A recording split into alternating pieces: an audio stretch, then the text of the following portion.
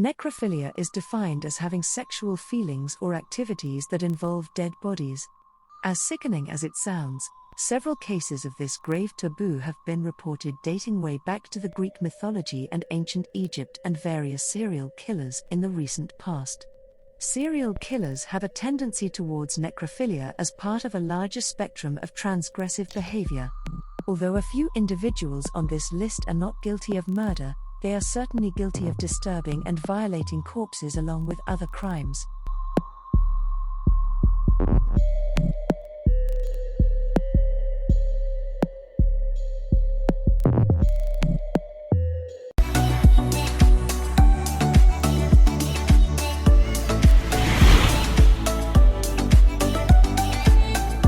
Here are top 5 necrophilia case.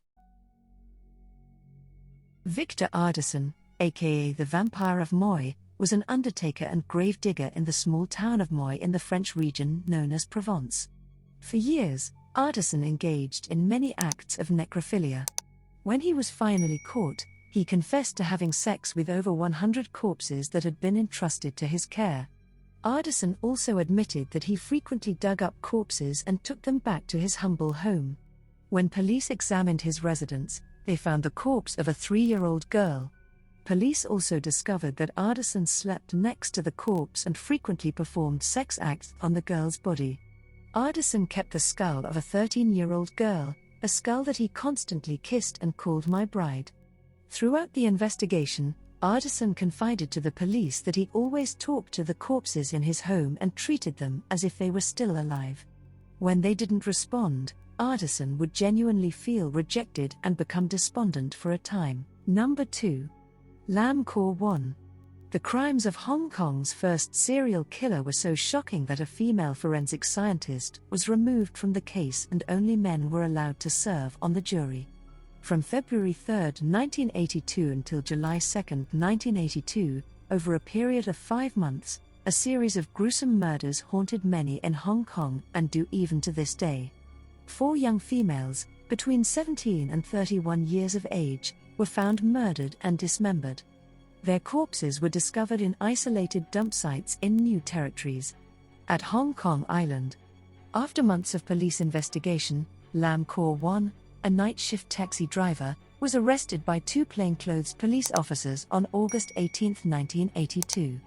On a tip submitted by a photo technician at a Kodak shop, Lam was subsequently sentenced to death, but the sentence was later reduced to life imprisonment without parole by the then Hong Kong governor. Lam was dubbed the Jars murderer because he carefully kept his victims' genitalia in jars full of formaldehyde. He was also coined the Rainy Night Butcher, because the murders against his female clients took place on rainy nights. Because of the severity of his offenses, Lam was considered to be one of a very few notorious serial murderers in the contemporary history of Hong Kong. Number 3. John Wayne Gacy. John Wayne Gacy once slept in a coffin with a dead boy, and it wasn't one of the 33 victims he strangled, raped, and buried beneath his house. Gacy, best known as the Killer Clown, was convicted of the murder of 33 young men and boys between 1972 and 1978. But before his sickening crime spree, and discovering a secret affinity for the big top buffoons, he fled the family home in Chicago after a row with his dad, and headed for a fresh start in Las Vegas.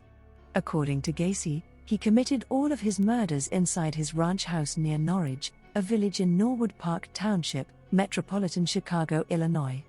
Typically, he would lure a victim to his home, dupe him into donning handcuffs on the pretext of demonstrating a magic trick, then rape and torture his captive before killing him by either asphyxiation or strangulation with a garrote.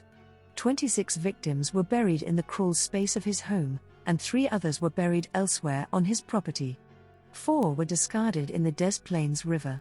Gacy was convicted of the sodomy of a teenage boy in Waterloo, Iowa, in 1968 and was sentenced to 10 years imprisonment, but served 18 months.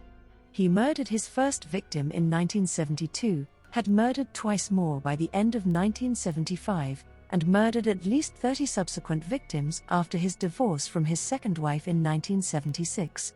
The investigation into the disappearance of Des Plaines teenager Robert Pierce led to Gacy's arrest on December 21, 1978.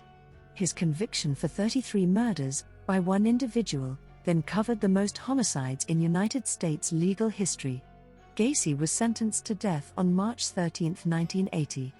On death row at Menard Correctional Center, he spent much of his time painting. He was executed by lethal injection at Stateville Correctional Center on May 10, 1994. Number 4. Marcelo de Andrade, aka the Vampire of Niterói, born to poor immigrants from the northeast region of Brazil, Andrade lived most of his childhood in Rio de Janeiro. He was constantly abused and beaten by his father, who was also violent towards his mother. Andrade was eventually sent to live with his grandparents, who were also abusive and violent. Years later, he traveled back to Rio de Janeiro and began to live with his abusive step-parents. To make the situation worse, Andrade was raped and almost killed by an older man, who tried to strangle him. He was then sent to a boarding school, where he was bullied. At the age of 14, Andrade was kicked out of the boarding school, and he subsequently began to work as a prostitute.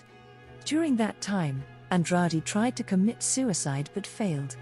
After escaping from the Funabem, a prison for juvenile delinquents, he met with another homosexual man and began to live with him, but continued his prostitution. He eventually left his partner and returned to live with his family, leaving prostitution to work as a pamphleteer.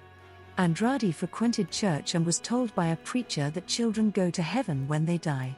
As a result, this sparked an interest in killing children, as he believed that killing adults was wrong because he would be sending them to hell. According to his mother, Andrade had a strange habit of listening to an audio recording of his younger brother crying. Marcelo de Andrade raped, murdered, and defiled the corpses of 14 young boys. Many were or had worked as prostitutes while others were involved in Rio's underworld drug market. Several of de Andrade's victims were also decapitated. Marcelo de Andrade was apprehended in December 1991 and declared insane almost 2 years later.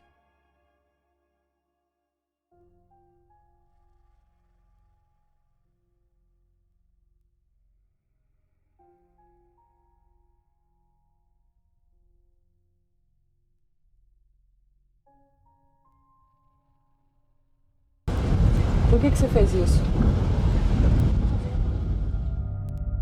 Number 5. Karen Greene. Although 90% of necrophiles are reported to be males, Karen Greene is one exception that cannot be missed. Greene worked as an apprentice embalmer at the Sacramento Memorial Lawn Mortuary. Following her arrest in 1979, Greene confessed to having sex with 20 to 40 male corpses. Since necrophilia wasn't illegal in the state of California, Greene was only convicted for illegally driving a hearse and interfering with a burial after she abducted the body of a 33-year-old man. She walked off with a mere 11-month jail time and 2-month probation and also paid a fine of $255. Since gaining notoriety, Greene has become an unofficial spokesperson for necrophiliacs. She admits enjoying the smell of death and taking pleasure in attending the funerals of her so-called corpse lovers.